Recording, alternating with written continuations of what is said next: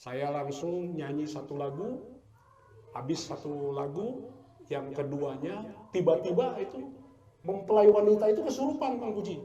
Saya turun dari panggung, saya berbalik, saya lihat ke atas panggung, itu di atas panggung itu ada sosok nenek-nenek.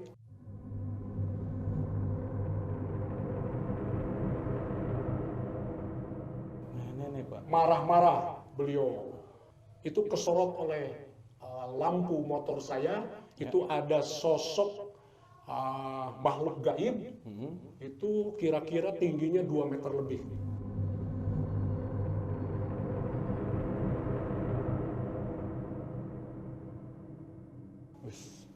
Itu mempergunakan jubah hitam-hitam, kepalanya botak. Botak, Pak, kepalanya. Botak, tapi mukanya rata semua. Nggak ada mata, nggak ada hidung, nggak ada mulut, nggak ada kuping.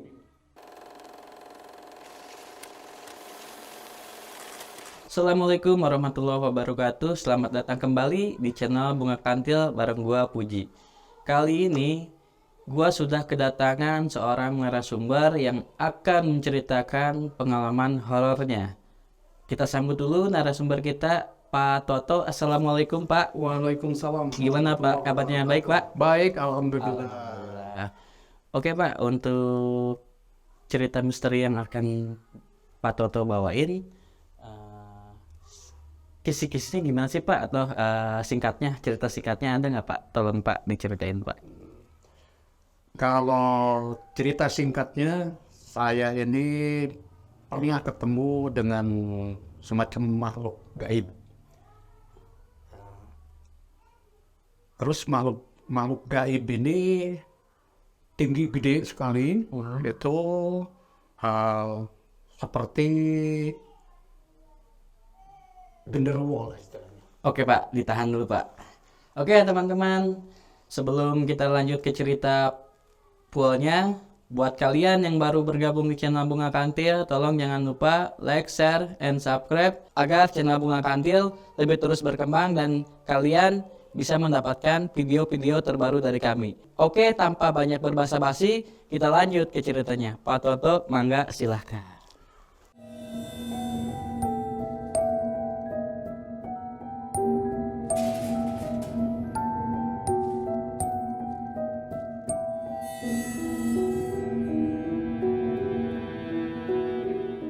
Perkenalkan dulu, nama saya Pak Toto, saya ini seorang entertain.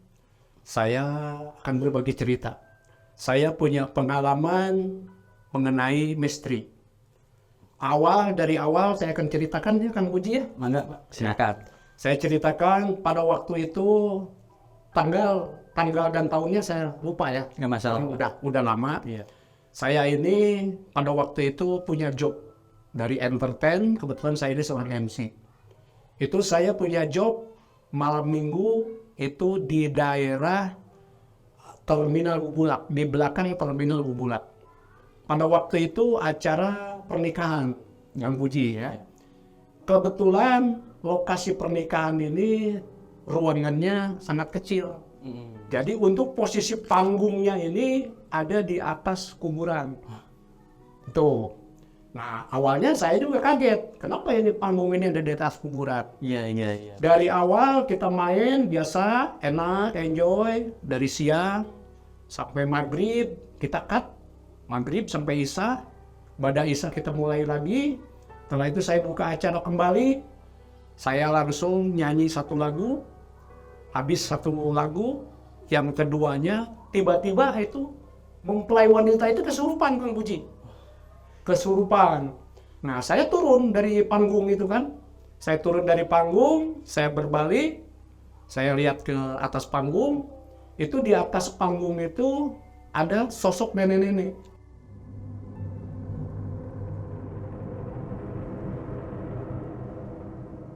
Nenek, Pak. Marah-marah beliau. Dengan bahasanya, kalau kata bahasa Sundanya kasar. Ya, nenek-nenek itu. Aing ke istirahat gitu kan, jangan diganggu, itu kalau kata bahasa Sundanya itu kan. Jadi kalau kata bahasa Melayunya itu, saya lagi istirahat, kenapa diganggu? Iya. Seharusnya minta izin dulu sama saya. Itu yang lain tidak melihat, Kang Puji. Cuman saya yang melihat sendiri. Saya juga entah kenapa kok saya bisa melihat sosok nenek-nenek ada di atas panggung. Nah, lalu saya tanya, saya komunikasi dengan beliau, saya tanya, memang nenek ini minta apa? Itu permintaannya nggak banyak, Kang Puji. Cuman minta kopi pahit, kopi manis, teh pahit, dan teh manis. Itu, ya. Dan satu lagi beliau minta roti gambang. Roti gambang. Roti gambang itu yang sebesar segini 3 jari. Iya, Pak. Itu kan susah kalau cari roti gambang. Tapi kebetulan itu sekitar jarak 10 meter ada warung, ada roti gambang. Akhirnya setelah dikasih apa permintaan si nenek itu, si mempelai wanita yang kesurupan itu tiba-tiba sembuh total. Nah, itu. Nah, setelah itu kita ini bubar kan jam 9 malam. Karena sudah kejadian Kalau sudah kejadian seperti itu, kita bubar, otomatis saya ini pulang ke rumah. Nah, kebetulan posisi rumah saya ini, Kang Puji, itu ada di pinggir rel kereta jurusan Bogor Sukabumi. Buat kalian yang memiliki pengalaman mistis, bisa kalian kirim ke email bungakantilofficial@gmail.com atau bisa langsung DM ke Instagram Bunga Kantil. Oh iya, Pak. Ya, dari rel kereta ini tanah kosong sekitar 30 meter itu baru rumah saya.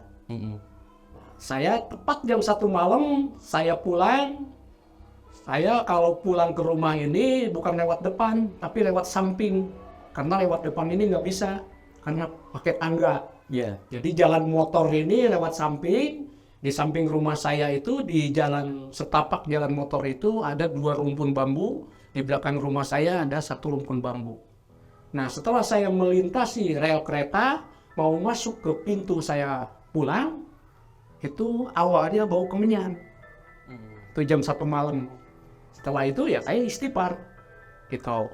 Nah, tiba-tiba saya masuk, jarak 3 meter itu kesorot oleh lampu motor saya. Itu ada sosok makhluk gaib.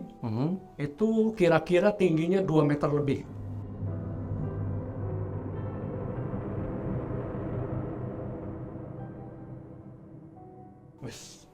Itu mempergunakan jubah hitam-hitam, kepalanya botak.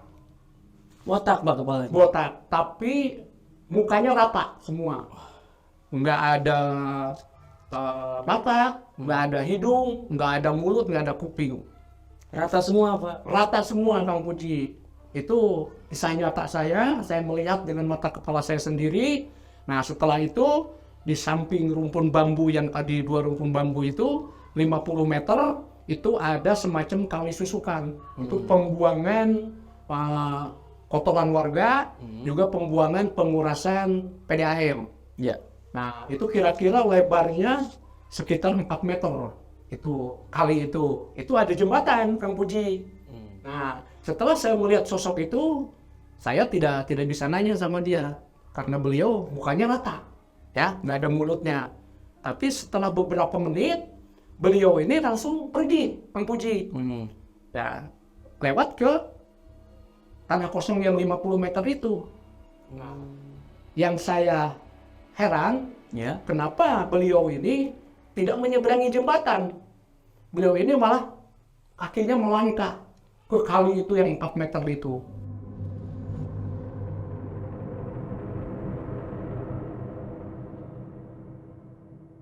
Melangkah masuk ke rumah kosong. Itu rumah kosong itu sudah 15 tahun nggak diisi. Dulunya itu rumah orang Belanda. Rumah orang Belanda. Itu Kang Puji. Nah, setelah itu saya pulang, beres-beres, saya pulang. Nah, begitu saya pulang, di depan rumah itu saya ketemu sosok semacam binatang. Pas di depan pintu rumah saya. Ya. Itu sosoknya itu sosok harimau. Sosok harimau, Pak. Sosok harimau. Setelah saya ketemu dengan itu sosok harimau, tapi beliau tidak mengganggu. Begitu saya mau masuk ke pintu, beliau langsung pergi dengan sendirinya. Nah, itu mungkin cerita dari saya. Nah, tapi sebelumnya saya setelah ketemu dengan makhluk itu, binatang itu, saya tanya kepada orang tua saya. Menurut orang tua saya bahwa itu buyut saya yang menjaga rumah saya.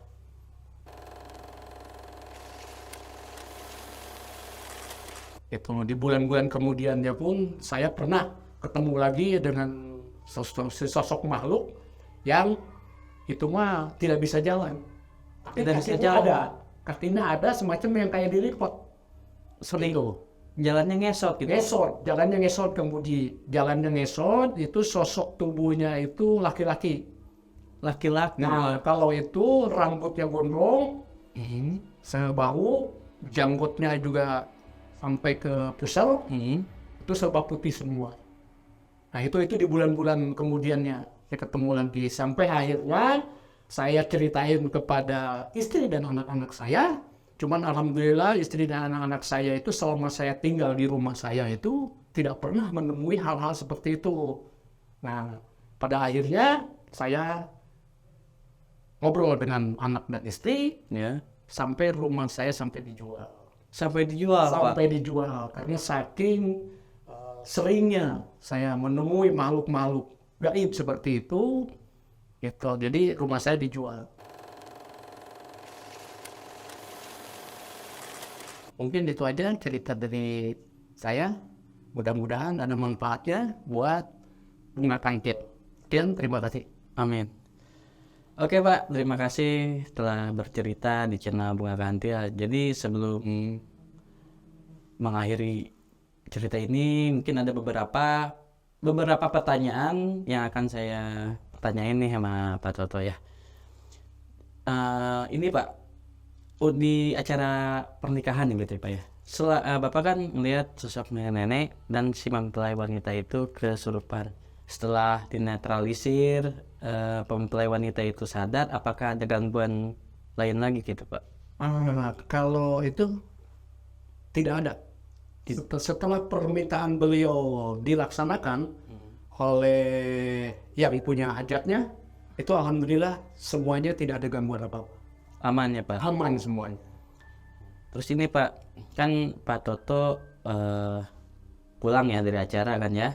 Terus pas di jalan mau menuju rumah Bapak kan Bapak melihat sosok hitam ya yang berjubah gitu ya. Itu posisinya ngebelakangin apa berhadapan depanin Bapak tuh? Itu berhadapan-hadapan dengan saya. Berhadapan. Jarak 3 meter dari lampu motor. Jarak 3 meter. Dari lampu motor. Apakah dia berniat mau mengganggu apa hanya menampakkan diri bahwa saya ada di situ? Kalau menurut saya pribadi, beliau tidak mengganggu saya. Cuman beliau hanya menampakkan postur beliau. Postur tubuhnya. Postur tubuhnya. Bentuknya kepada saya, mungkin itu aja. Tapi alhamdulillah tidak mengganggu kepada saya. Bahkan beliau kan pergi. Langsung pergi. Terus ini Pak, waktu ini pas Bapak nyampe rumah ya, kan Bapak nyampe rumah nih, Bapak melihat sesosok harimau di depan pintu rumah yang mau ke rumah Bapak ya, melihat sesosok harimau. Apakah itu harimau nyata atau harimau yang dibilang harimau jadi-jadian lah? Ya, pada waktu itu begitu saya pulang nyampe ke pintu, penglihatan saya itu makhluk yang nyata. Makhluk yang nyata. Binatang yang nyata. Tuh, binatang yang nyata tapi tidak mengganggu. Beliau langsung pergi begitu aja. Nah, besoknya saya tanya kepada orang tua saya, menurut orang tua saya itu harimau itu katanya harimau jadi-jadian itu buyutnya saya. Oh, masih leluhur dari Bapak. Betul. Itu menurut cerita bapak saya. Iya. Ya Pak.